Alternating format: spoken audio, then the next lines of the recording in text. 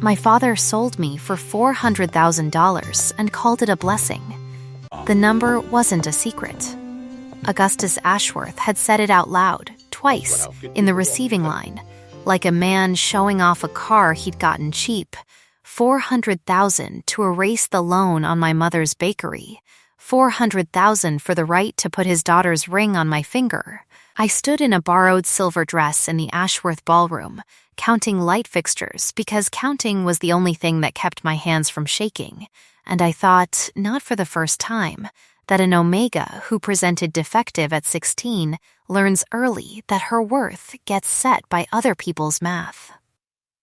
Defective was the word the family doctor used. My suppressants had failed at my own coming-of-age ball. In front of 40 guests, my scent breaking loose across the room, like something spilled that couldn't be mopped up fast enough.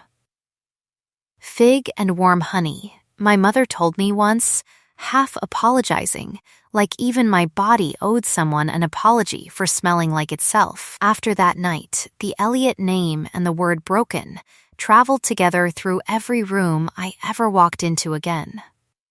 My name is Ren Elliot. I was 24 years old. I had a business degree nobody in my family thought was worth the paper, and I had spent 3 years quietly rebuilding my mother's books behind her back, because the numbers Augustus Ashworth's office sent us every month didn't add up the way a debt is supposed to add up. It grew. It never shrank. I hadn't told anyone that yet. I was saving it, the way you save a match for exactly the right kind of dark. If you like stories where the quiet ones turn out to be the dangerous ones, subscribe to the channel, because this is one of those, and it gets worse before it gets good. Delphine found me by the dessert table, which she considered her territory the way she considered everything else. She wore green because she knew it made my eyes look tired by comparison. "You'll want to fix your face before the toast," she said, not looking at me, looking at her own reflection in the punch bowl. "My father's guests already think the Elliots are charity. Don't confirm it." "I'll do my best," I said, to be a convincing acquisition. Her mouth thinned. She didn't have an answer for that one, so she found her father instead, and Augustus Ashworth crossed the room toward us with the particular walk of a man who has never once been told no and taken it seriously. He smelled like cologne trying too hard to cover something sour underneath it. "There she is," he said to the room at large, arms sweeping toward me. The bride, a little quiet, a little plain, but she'll do what she's told, and God knows that's worth more than a pretty face in this family. Laughter, not everyone's. Enough. I looked past his shoulder toward the terrace doors, because looking at something else was the only defense I had left, and that was when I saw her. She wasn't announced. She didn't need to be. The crowd near the terrace parted the way water parts, without anyone deciding to move, and a woman walked through the gap like the gap had been drawn for her in advance. Dark suit, no jewelry, black hair pulled back hard enough to look like a decision rather than a style. 2 men in equally dark suits flanked her at a respectful distance, and I watched 3 separate conversations stop mid-sentence as she passed, the way conversations stop when people are afraid of being overheard by exactly one person in the room. Her scent reached me before her eyes did. Black cardamom and rain-slicked stone, cold enough that I felt it land somewhere under my ribs. "Who is that?" I asked, and Delphine's face did something complicated and fast. Fear dressed up as boredom. "Nobody you need to worry about," she said. Which is, in my experience, exactly what people say about the one person in the room you should worry about most. Augustus Ashworth was still talking. He'd moved on to the terms of the merger our marriage represented, the shipping contracts, the family alliance, all of it delivered like a man reading a grocery list he was proud of. I stopped listening. I was watching the woman in the dark suit accept a glass of water she didn't drink, watching her gaze move once, slowly, around the entire ballroom. cataloging exits the way I cataloged numbers, and I understood in some wordless animal part of myself that whoever she was, she had already decided this party was beneath her, and was only staying long enough to be polite about it. Then, Augustus said the sentence that broke something loose in me. "We'll have the contracts signed by morning." My daughter doesn't wait well. He laughed at his own joke. Delphine's hand found the small of my back, not affectionate, proprietary, a hand closing over merchandise. "Say something sweet to your fiancé, Ren." 40 faces turned toward me. I thought about my mother's bakery ledger, the numbers that didn't add up, the 3 years I'd spent being quiet because quiet was safe, and safe was survivable. I thought about being handed across a room like a signature line nobody had bothered to let me read first. I didn't say something sweet.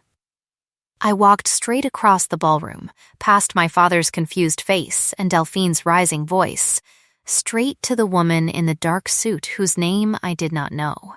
And before either of us could decide whether this was a terrible idea, I kissed her. The room went the kind of silent that has a sound of its own. She didn't pull back. That was the first thing I registered, underneath the roaring of my own pulse. She went very still, one hand coming up not to push me away, but to rest against my jaw, careful, testing, like she was reading a question I hadn't asked out loud yet. When she finally drew back half an inch, her eyes were dark and unreadable, and entirely, terrifyingly amused. "Well," she said, low, just for me. That's one way to end an engagement. Behind us, Augustus Ashworth's voice cracked across the ballroom like a whip. "Get her away from my daughter's fiancé." The woman in the dark suit turned her head, unhurried, and looked at him the way you look at something small that has made an unfortunate amount of noise.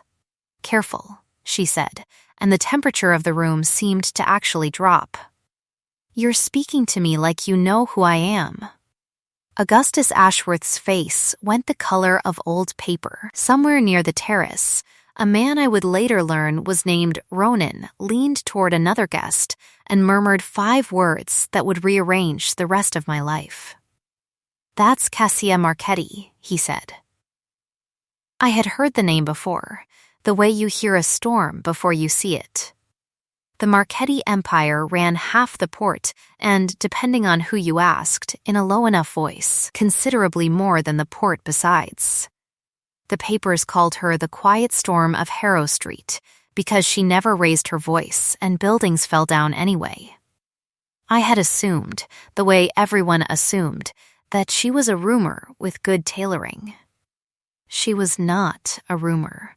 She was standing in front of me with my own lipstick faintly smudged at the corner of her mouth, one hand still resting warm at my jaw, and she was looking at me like I was the single most interesting thing that had happened to her in longer than either of us wanted to admit.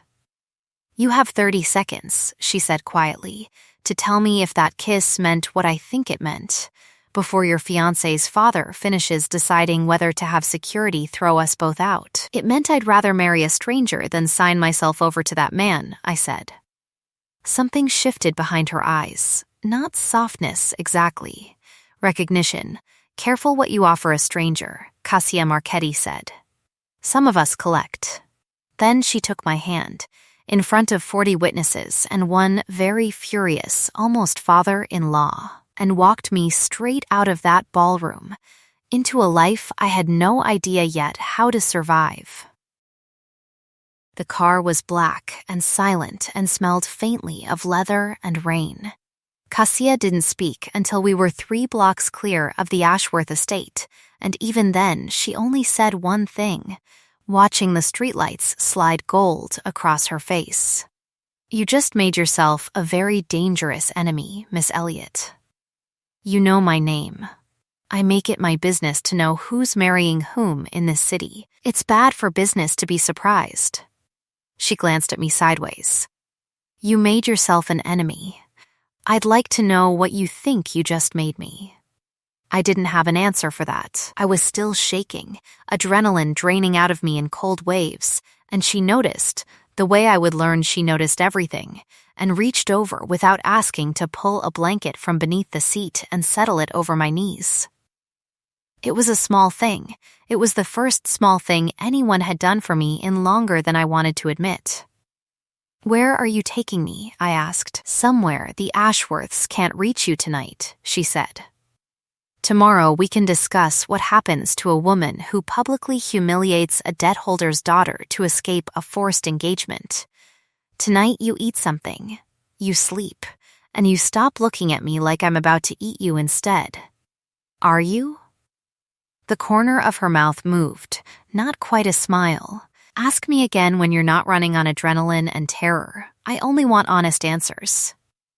The car turned up a long drive lined with black iron gates that opened without anyone touching them, and beyond the gates a house rose out of the dark like something built to be seen from very far away and understood by no one up close.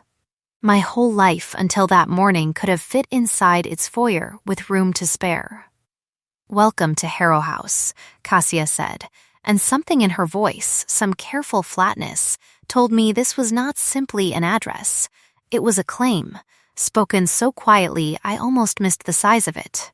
I stepped out into cold night air that smelled like rain that hadn't fallen yet, and somewhere behind me the gates closed with a sound like a decision being finalized, and I understood, standing there in a borrowed dress with a stranger's mouth still warm on mine, that I had not escaped anything. I had only traded one kind of danger for another. The staff at Harrow House had opinions about me before I'd taken off my coat. A woman near the kitchen door looked at my dress, my scuffed shoes, and did not bother hiding the flicker of contempt before she turned away. Cassia noticed. Cassia noticed everything I would learn and filed it somewhere behind her eyes without comment, which was its own kind of comment. "Nadia," she said, and an older woman appeared from the kitchen wiping flour from her hands, warmth radiating off her like heat off a stove. "This is Ren. She hasn't eaten today. Fix that." "Yes, ma'am." Nadia's eyes went to me, softer than the first woman's had been, assessing in a different currency entirely. "Sit, sit. You look like you've been standing in the cold your whole life." I hadn't realized how true that was until someone said it out loud. The kitchen was warm and smelled like bread and rosemary, and Nadia set bowls in front of me without asking what I wanted, the way you feed someone you've already decided needs feeding regardless of their opinion on the matter. Cassia leaned against the counter across from me, arms crossed, watching me eat with an attention that should have felt invasive, and instead felt absurdly like being witnessed for the first time in years. "You didn't have to bring me here," I said, between bites I was too hungry to be embarrassed about. "You could have let security handle it, let them throw me out with everyone else." "I could have," she agreed. "Why didn't you?" She considered the question longer than it deserved. "Because in 15 years of watching people scheme their way into my orbit for money or protection or leverage, I have never once watched someone walk toward danger to escape a smaller danger first. That's not strategy. That's a woman who's run out of other options and decided to gamble on herself instead." Her eyes tilted, softer than I expected. I find that I respect it more than I expected to. "That's not an answer. It's the only one you're getting tonight." I ate. She watched. The silence between us wasn't uncomfortable, which surprised me more than almost anything else that impossible day. And when Nadia set a second helping in front of me without being asked, I caught Cassia's mouth curving, small and unguarded, gone again, before I could be sure I'd seen it. "Tomorrow," Cassia said finally, "the Ashworths will demand you back. They'll claim breach of contract, they'll threaten your family's debt, they'll try every lever they have. I need you to understand something before that happens." "What?" You're not my hostage. You're not my employee. As of tonight, in front of witnesses who matter in this city, you are under my protection, which is a word people in my line of work take considerably more seriously than the Ashworths do theirs. Her eyes held mine, steady, dark, entirely without theater. Nobody touches what's under my protection. Not without going through me first. Something in my chest, some fist I hadn't known was clenched, loosened half an inch. Why would you do that for a stranger? Because, she said. And for just a moment the careful flatness in her voice cracked enough to let something else through. Something tired and old. I know exactly what it costs to be handed to someone like Augustus Ashworth. I'd rather spend my resources keeping one more woman out of that particular arithmetic than watch it happen again. Again, I filed the word away the way she filed away everything about me, a debt of curiosity I intended to collect on eventually. I woke the next morning in a guest room, larger than my family's entire apartment, sunlight falling gold across sheets that smelled faintly of cedar and lavender, and for one disoriented moment I thought I dreamed the entire previous night. Then I found the torn corner of the Ashworth invitation still crumpled in the pocket of the dress I'd worn, a small, ragged triangle of ivory cardstock I must have torn off without noticing, gripping it in the ballroom the way you grip something to keep your hands from shaking. I smoothed it flat on the nightstand and looked at it for a long time. A staff member named Priya showed me through the house that first week, and every room told a different chapter of the same story I was slowly learning to read. A study with a wall of framed shipping manifests, legitimate on their face, load-bearing in ways I was already starting to suspect went deeper. A portrait gallery with one conspicuous gap where a frame's outline remained pressed into the wallpaper. Dust settled darker around the empty space. A locked door on the third floor that Priya's eyes slid past without landing on. The particular non-look of someone who has been trained not to look. Whose room was that? I asked anyway. Priya's expression closed like a door. You'd have to ask Miss Marchetti.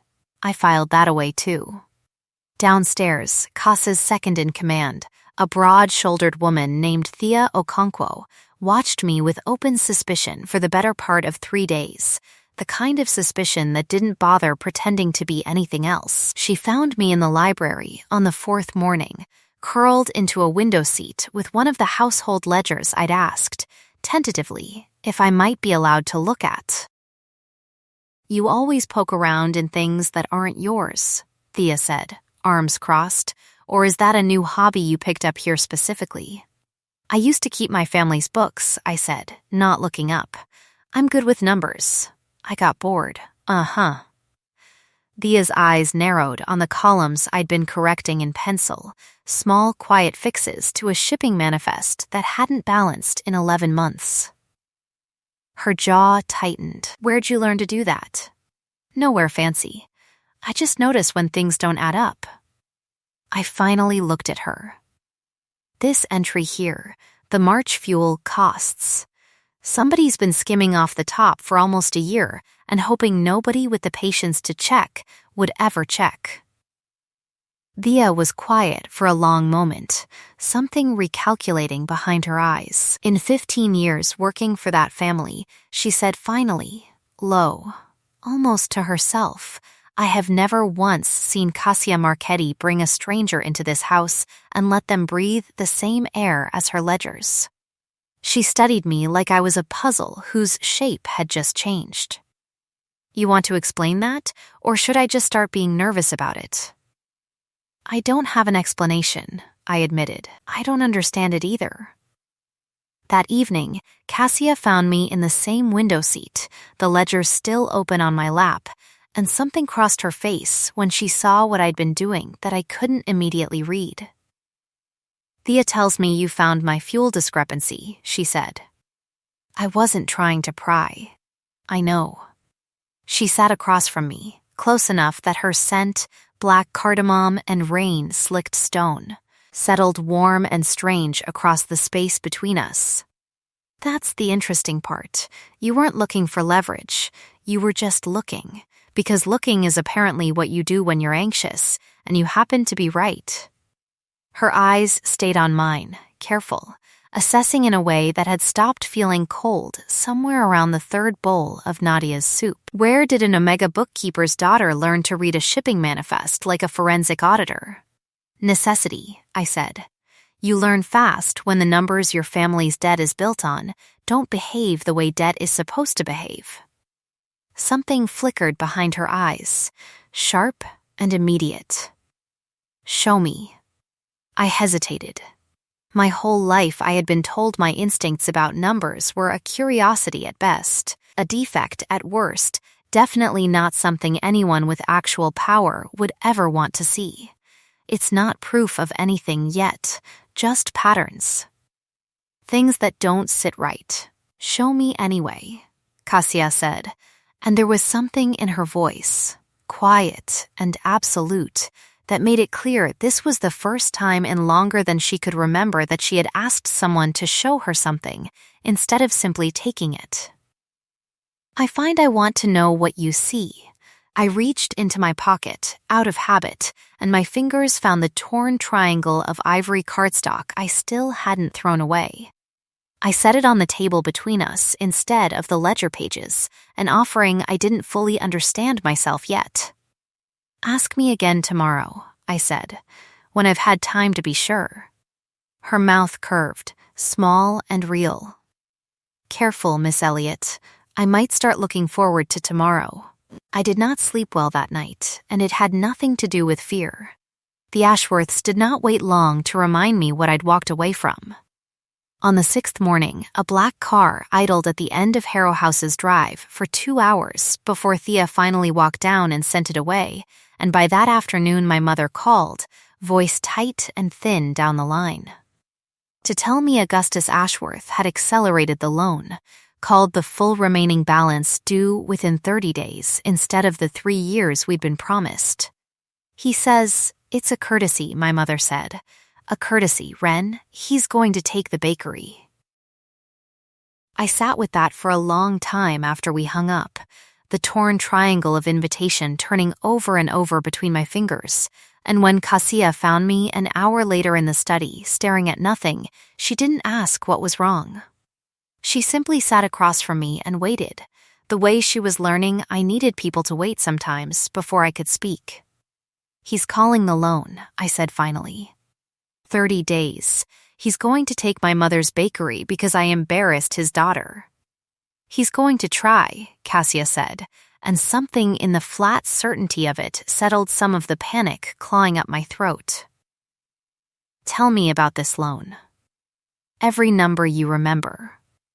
I told her, all of it, 3 years of quiet suspicion I'd never had anywhere safe to put down, the payment schedule that kept shifting, the interest that recalculated itself in ways that shouldn't have been legal, the fees that appeared and vanished from month to month like something designed specifically to be hard to trace. Cassia listened without interrupting, and when I finished, her expression had gone very still in a way I was starting to recognize as dangerous. "That's not predatory lending," she said quietly. "That's laundering, dressed up as a family favor. Augustus Ashworth has been running money through small debts like your mother's for years. I've suspected it. I've never had anyone patient enough or good enough to prove it." "You think I could prove it?" "I think," Cassia said, and reached across the table to close her hand, careful and deliberate, over mine, "that you already have. 3 years running. In a ledger nobody thought to take seriously because it belonged to a girl the world decided wasn't worth watching. I think Augustus Ashworth made the single worst mistake of his career the night he called you plain in front of a room full of people, because plain was never what you were. He just never bothered to look."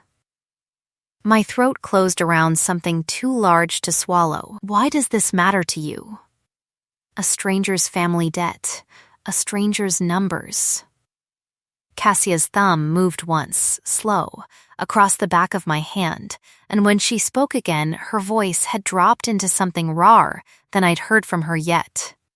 Because Augustus Ashworth's shipping company has crossed my ledgers before, 2 years ago, in the weeks before my mother was killed, I never had the proof to connect him to it. I only ever had the smell of something wrong that I couldn't name. Her jaw tightened. You might be the first person who can name it for me. The room went very quiet. I'm sorry, I said, because it was the only true thing I had. About your mother. So am I. Cassia looked at our hands, still joined on the table between us, like she was surprised to find them that way. I built this whole house on the idea that control was the only thing that kept people like us alive. My mother taught me that with her last breath, nearly, don't let anyone hold something you can't afford to lose, Cassia. Control the variable, or the variable controls you. Her eyes lifted to mine, dark and unguarded in a way I hadn't seen yet. I have spent 2 years being very good at controlling variables. I don't know what to do with one I don't want to control. What variable is that? I asked, though I already knew. You, Cassia said simply. I don't want to control you, Ren Elliott. I want to know what you sound like when you're not afraid. The air between us had gone thin and charged, the kind of quiet that precedes something neither person has said out loud yet. I could smell my own scent warming, sweetening, betraying exactly how close I'd let her get, and I watched her register it, watched something feral and careful war behind her eyes. Cassia.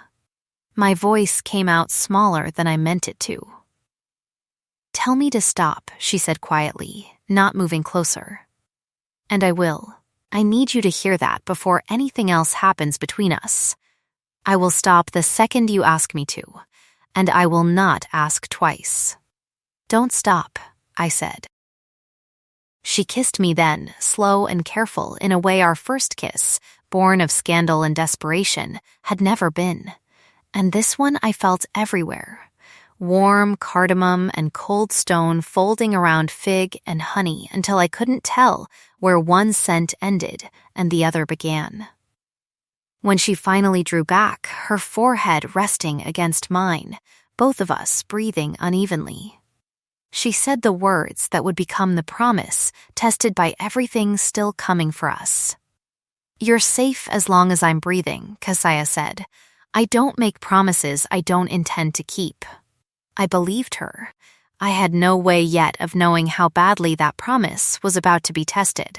The proof, when we finally found it, was buried in a subsidiary account Augustus Ashworth's accountants hadn't bothered scrubbing thoroughly. 3 transfers routed through a shell company with my family's bakery listed as collateral for a loan far larger than the one we'd actually signed.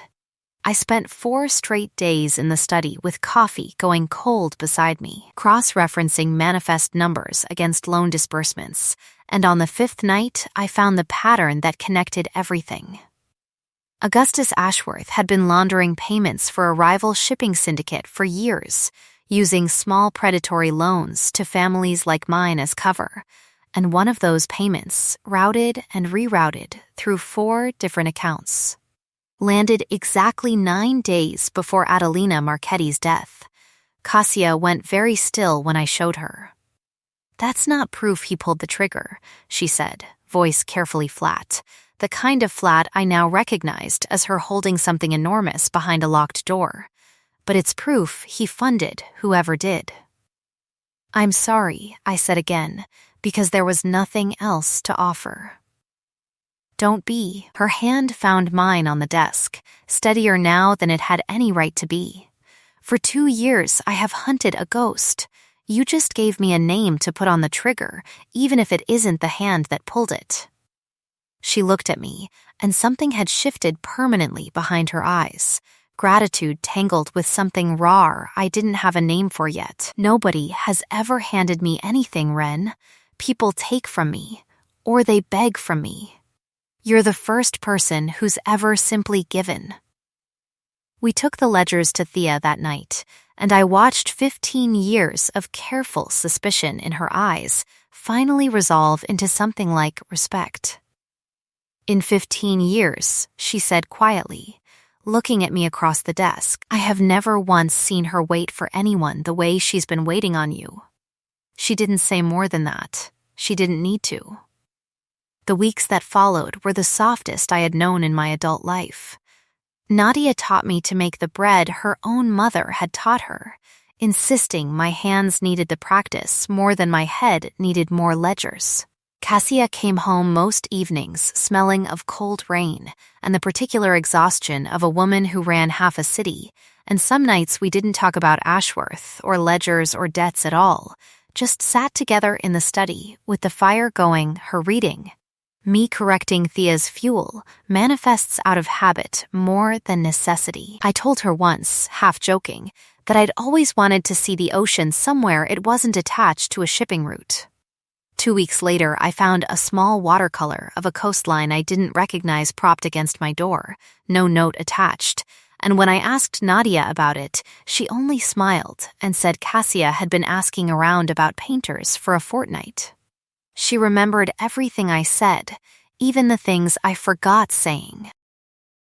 "You're the kind of quiet that costs more than shouting," Cassia told me one night, tracing the torn triangle of invitation card I still carried, now tucked permanently into the pocket of whatever I was wearing. "I spent 2 years thinking quiet meant weak. You've spent this whole month teaching me otherwise. I used to think loud meant strong," I said. "Watching you, I'm starting to think the opposite." She laughed, low and surprised, like the sound had caught her off guard. "My little criminal," she said, an old accusation gentled now into something closer to affection, a callback to the scandal that had started all of it. "Careful, keep talking like that and I'll start believing you actually like it here." "I do," I admitted, and meant it more than I'd meant almost anything. It was in the middle of that softness, 3 days later, that the first blow landed. It came at 2:47 in the morning, Cassia's phone lighting the ceiling of her bedroom, where I'd fallen asleep beside her, both of us still fully dressed from a long night of paperwork neither of us had wanted to end. She answered on the second ring, and I watched every trace of softness drain out of her face in the space of 4 words. They took Marigold. My sister's name in Thea's voice, tinny through the speaker, and the whole room tilted sideways around me. "When?" Cassia said, already moving, already dressed, already a different woman than the one who'd fallen asleep beside me an hour before. 20 minutes ago. Outside her apartment, 2 men, Ashworth's car. I was on my feet before I'd finished processing it, hands shaking too badly to work the buttons on my coat, and Cassia crossed the room and did them for me, quick and steady. Her jaw set into something I hadn't seen from her yet, something that made the cold, controlled, quiet storm of Harrow Street look almost gentle by comparison. "He wants the ledger back," I said. "He knows we found it. He's about to learn what happens when you touch something under my protection," Cassia said, and her voice had dropped into a register I felt in my teeth. "Get in the car." We drove through empty streets at a speed that should have frightened me and didn't, because fear had narrowed down to one single point, my sister's face. The sound of her voice on the phone the last time we'd spoken, laughing about something so small I couldn't even remember it now. Cassia's hand found mine at a red light, brief, grounding. "You're safe as long as I'm breathing," she said again, quiet and fierce. "That promise extends to her too. I swear it." Augustus Ashworth's warehouse sat at the edge of the Port District, unlit except for a single security light over the loading door, and when we pulled up, Thea was already there with 4 of Cassia's men, weapons not drawn, but present in the careful way of people who knew exactly how fast they could be. Delphine Ashworth stood in the doorway, arms crossed, a smile on her face that made my stomach turn. "There she is," Delphine called, sweet and venomous, the runaway bride. My father just wants what's owed him. Ren, bring back what you stole and your sister walks out of here without a scratch. I stole a scandal, I said, walking forward despite Kasaya's hand tightening on my arm. You want your father's fraud back? I can hand you a photocopy. Delphine's smile thinned. Careful, no, Kasaya said, stepping up beside me, voice gone glacial and absolute. You should be careful, Miss Ashworth. You've taken something that belongs to me. I don't negotiate for what's mine. I collect it. The warehouse door opened, and my sister stumbled out between two of Augustus's men.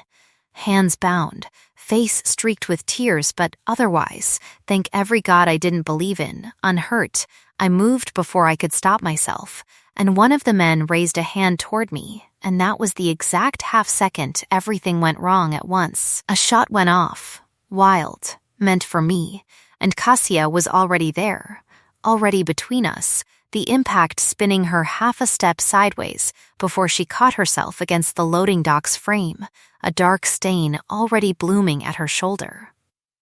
Cassia, I'm fine, she said, which was a lie, her voice tight with pain she was refusing to show. Get your sister, now. Everything after that moved too fast to fully hold on to.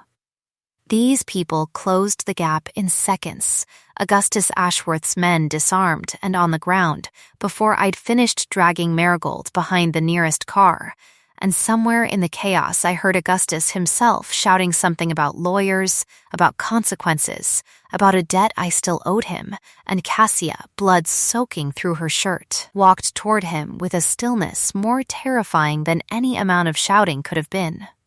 You laundered blood money through a bakery loan, she said, low enough that only the people closest could hear it. You funded the hit that killed my mother. I have had 2 years to imagine exactly what I would do to the man who ordered that, Augustus. Tonight, you're going to find out. Her hand closed around his collar, and for one suspended moment I believed, completely, that she meant to kill him where he stood, and some part of me, the part still raw from watching her take a bullet meant for me, understood the impulse in my bones. Cassia, my voice cracked across the loading dock. She didn't turn, didn't loosen her grip, but her shoulders went rigid, listening. He's not worth what it would cost you. Let the law take the rest. Please, a long, terrible pause. Then, Cassia let go, shoving Augustus back into Thea's waiting hands hard enough that he stumbled, and turned to me instead, blood still spreading dark across her shoulder, and something in her face had gone soft again, the mask cracking under the weight of being chosen, being stopped, being seen even in the moment she'd nearly become the monster her mother's doctrine had spent a lifetime warning her against. Get her to a hospital, Thea barked at someone, but Cassia was already crossing to me, to Marigold, shaking silently against my side, and she pulled us both into an embrace that smelled of blood and cold rain, and something underneath it that might have been relief. You're both safe, she said, voice ragged. Both of you. I meant what I said. Behind us, Augustus Ashworth screamed something about lawyers as Thea's men dragged him toward the waiting cars. And Delphine had gone very quiet, watching her father's empire collapse in real time, with an expression I almost felt sorry for.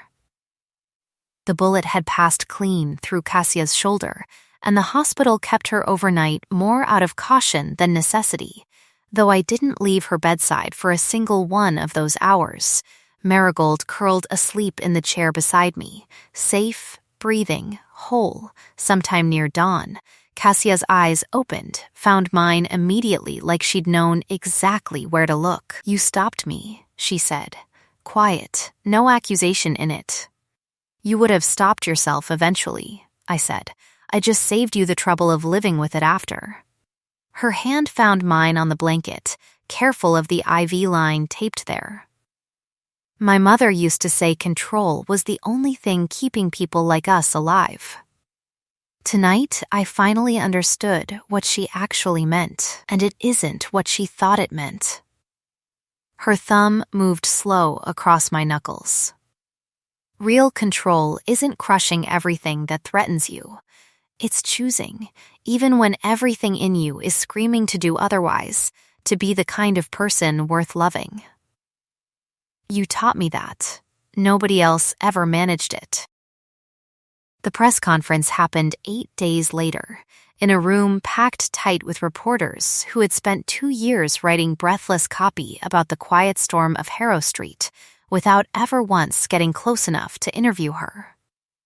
Kasia stood at the podium with her arms still in a discreet sling, and beside her, at her insistence, stood me, holding a folder of photocopied ledgers that would end Augustus Ashworth's career and, more importantly, put him in a courtroom to answer for a murder 2 years cold. Augustus Ashworth used predatory loans against working families to launder funds for a shipping syndicate responsible for a contract killing, Kasia said, her voice carrying flat and clear across the room, including the murder of my mother, Adelina Marchetti. The evidence has been forwarded to the district attorney's office. Copies of every document are being distributed to this press pool now, so that no one can later claim they went missing. The room erupted into shouted questions, and through the chaos I watched Delphine Ashworth, seated near the back in a coat too fine for the courtroom she'd be sitting in soon enough, put her face in her hands. Somebody asked, eventually, about me, about the woman standing at the Mafia queen's shoulder, about the scandal that had started all of it in a ballroom 8 weeks earlier. Kasia's hand found mine in front of every camera in the room. "This is Wren Elliott," she said, and there was no hesitation in it at all. "She is the reason Augustus Ashworth is going to prison instead of hosting another gala next spring. She is the finest forensic mind I have ever had the privilege of watching work, and she is the woman I intend to marry, if she'll still have me after everything this city is about to say about us both." I laughed, half startled, half overwhelmed in front of every camera in the room. "Ask me somewhere with fewer reporters," I said, "and I'll give you an answer." She did that same night, kneeling in the study where I'd first shown her a shipping ledger with trembling hands, a small worn box balanced open in her palm, the torn triangle of ivory invitation card resting beside the ring like she'd kept it too, all this time, without ever telling me. "Ask me with your words," I said, echoing back the consent she'd taught me to expect from her in every single thing that had passed between us since that first careless kiss. "Wren Elliott," Kasia said, voice unsteady in a way I had never once heard from the quiet storm of Harrow Street. "Will you bond with me? Not because a debt demands it, not because a scandal forced it, because I have spent every day since that ballroom learning what it means to be chosen by someone who wants nothing from me except the truth." "Yes," I said, and meant it with everything I had left to give.